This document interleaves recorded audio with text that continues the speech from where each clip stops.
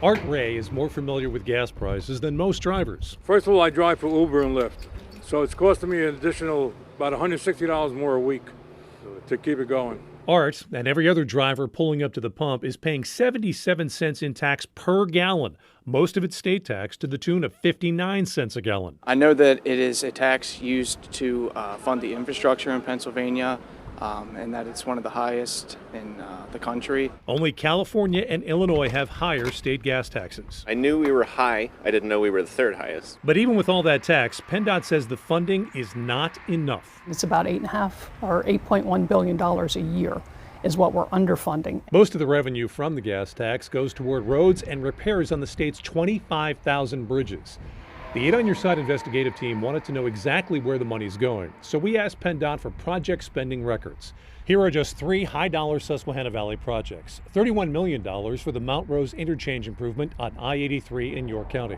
$24 million for resurfacing I-81 from 581 to the Wade Bridge in Dauphin County.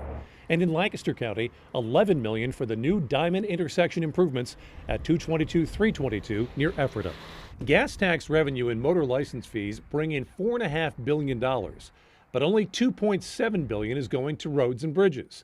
The rest goes to the state police, driver and vehicle services, and the turnpike. So if you sum all those up, it's roughly about 40% of the gas tax is going to those other agencies or outside of the department, if you will. So why is that money being diverted? The answer to that is that's what's in the law. Bob Latham is with the Associated Pennsylvania Constructors, which represents 400 companies that work in Pennsylvania's road and bridge industry. He says the gas tax money has been diverted for years. 4 or 5 at least gubernatorial administrations and a number of Pennsylvania legislators started siphoning off money from the motor license fund of the state police back, in the 1990s. At one point in 2017, $800 million from the gas tax went to the state police. Latham says the state police do need that money, but it shouldn't come from the gas tax. Moving the state police money back to the motor license fund, finding another way to fund the state police would boost our highway program. PennDOT's message is very clear. We need more money. Bridges and roads are deteriorating, and so is revenue.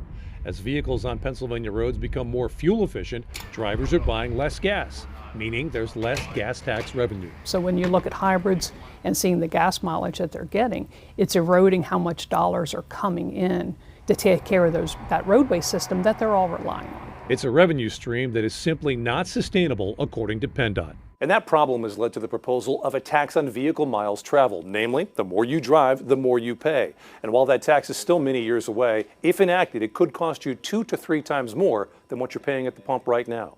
We'll take a closer look at that next week as my investigation continues. I'm Brian Roach on Your Side, WGAL News 8.